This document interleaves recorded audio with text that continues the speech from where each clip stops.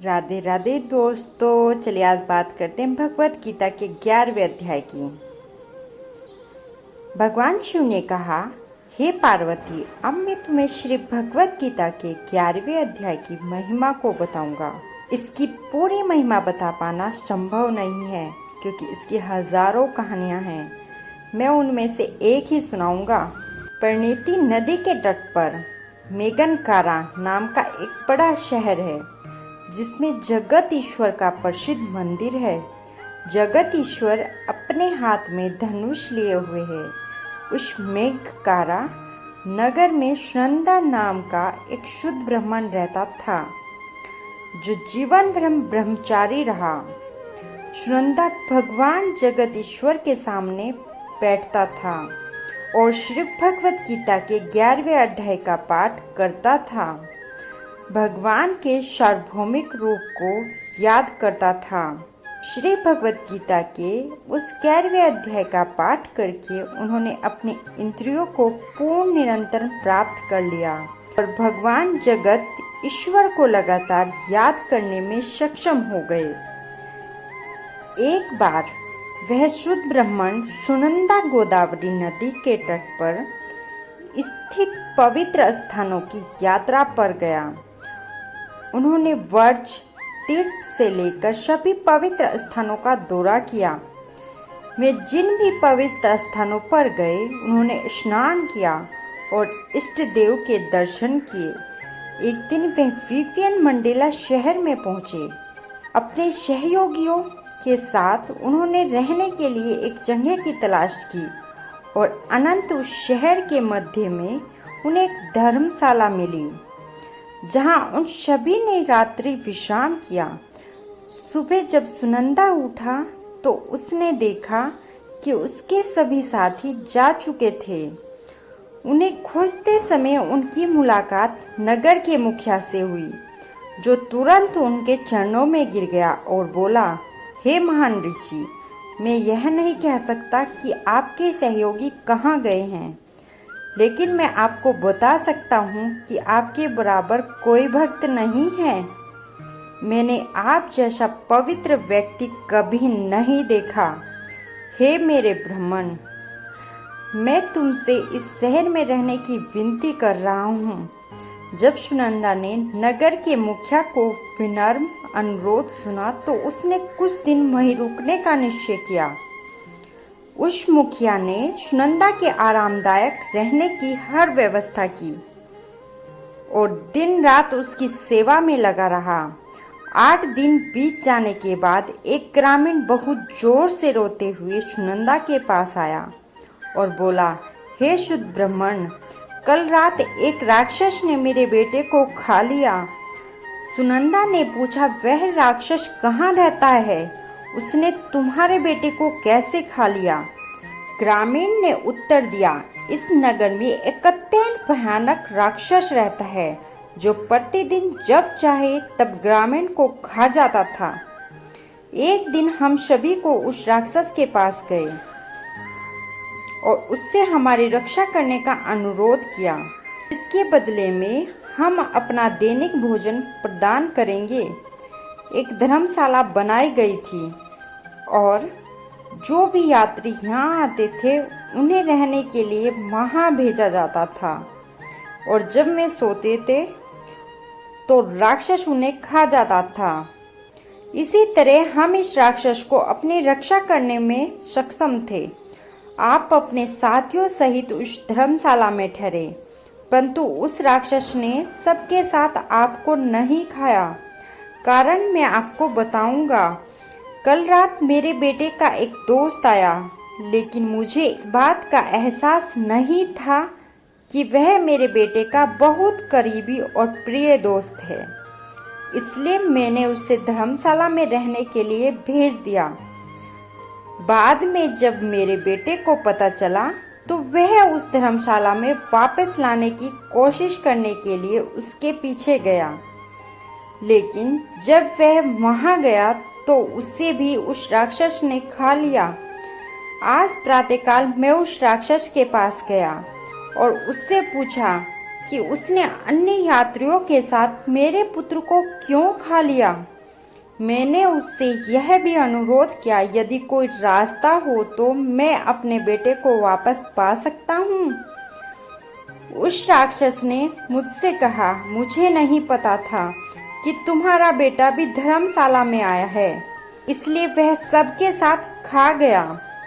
जहाँ तक उसे वापस पाने की बात है, तो यह तभी संभव होगा जब मैं इस राक्षस शरीर से मुक्त हो जाऊंगा, जो उस व्यक्ति की दया से संभव होगा जो प्रतिदिन श्री भगवत गीता के 11वें अध्याय का पाठ करता है।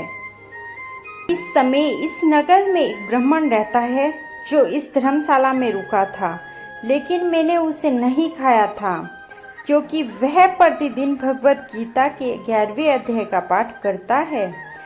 यदि वह प्रतिदिन श्री भगवत गीता के 11वें अध्याय का 7 बार पाठ करे और मुझ पर जल छिड़के, तो मैं इस राक्षस शरीर से श्राप से मुक्त हो जाऊंगा। सुनंदा ने उस ग्रामीण से पूछा, इस व्यक्ति ने ऐसा कौन सा पाप किया कि उसे राक्षस शरीर प्राप्त हुआ। ग्रामीण ने उत्तर दिया, बहुत समय पहले इस कस्बे में एक किसान रहता था। एक दिन वह खेतों की तरफ रखवाली कर रहा था, तभी उसने थोड़ी ही दूरी पर एक बड़े गिद्ध ने सड़क पर जा रहे एक व्यक्ति पर हमला कर दिया। उस समय एक योगी वहां से गुजर रहा था और जब उसने उस व्यक्ति को गिद्ध के द्वारा हमला किया तो वह उसकी सहायता के लिए दौड़कर आया, लेकिन जब वह उसके पास पहुंचा तब तक बहुत देर हो चुकी थी।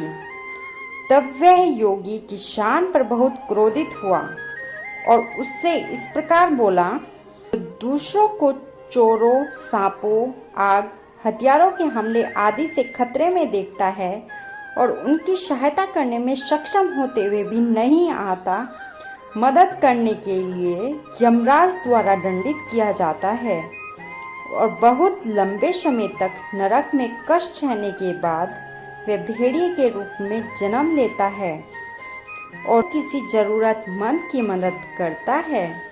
वह निश्चय रूप से भगवान विष्णु को प्रसन्न करता है। जो मनुष्य किसी क्रूर पशु, निम्न कोटि के मनुष्य या दुष्ट शासक के हाथ से गाय को बचाने का प्रयास करता है, वह भगवान विष्णु को प्राप्त हो जाता है। दुष्ट किसान, तुमने उस गिद्ध को उस व्यक्ति पर हमला करते हुए देखा, लेकिन फिर भी तुमने उसे बचाने का कोई प्रयास नहीं किया। अब मैं तुम्हें राक्षस के रूप में जन्म लेने का श्राप देता हूँ। किसान ने कहा, मैं पूरी रात खेतों में देख रहा था और मैं बहुत थक गया हूँ, इसलिए मैं सज्जन ऋषि, कृपया मुझ पर दया करें। योगी ने उत्तर दिया, कोई प्रतिदिन भगवत गीता के 11वें अध्याय का पाठ करता है, तुम्हारे सिर पर जल छिड़केगा तो तुम इस श्राप से मुक्त हो जाओगे।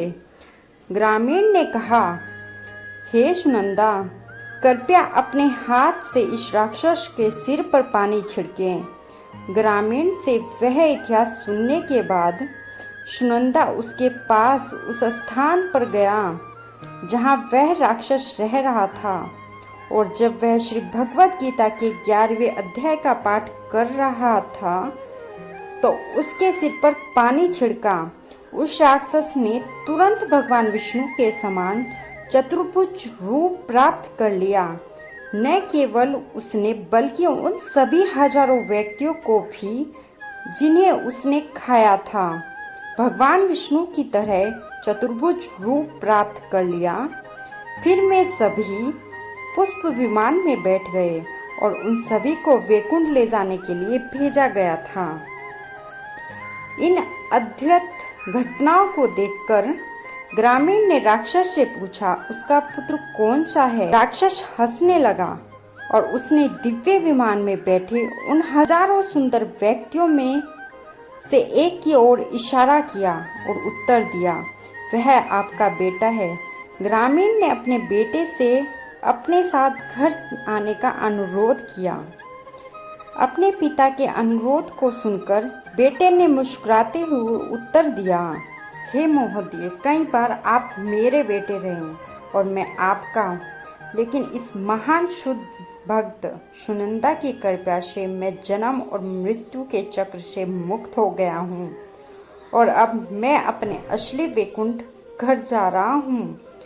प्रिय महोदय, कृपया सुनंदा के चरण कमलों में समर्पण करें, उन्हें 11वां अध्याय सुने। श्री भगवत गीता में तुम्हें भगवान विष्णु का धाम वैकुंठ प्राप्त होगा, इसमें कोई संदेह नहीं है। भगवान कृष्ण के मुख से ये अमृत निर्देश उनके मित्र अर्जुन के सवालों के जवाब में कुरुक्षेत्र के युद्ध के मैदान में निकले थे और केवल इस प्रवचन को सुनने और सुनाने से ही कोई उस जकड़न को तोड़ सकता है जो हमें जन्म और मृत्यु के इस चक्र में बांध रही है। भगवान शिव ने कहा, अपने पिता से ज्ञान से परिपूर्ण ये शब्द कहने के बाद वह उन सभी भाग्यशाली आत्माओं के साथ वैकुंठ को चले गए और उनके पिता ने सुनंदा से श्री भगवत गीता के 11वें अध्याय को पाठ सीखा और बहुत जल्द वे भी वैकुंठ चले गए। हे पार्वती, तुमने श्री भगवत गीता के 11वें अध्याय की महिमा को सुना है, जो सभी पापों को नष्ट करने में सक्षम है। राधे राधे दोस्तों।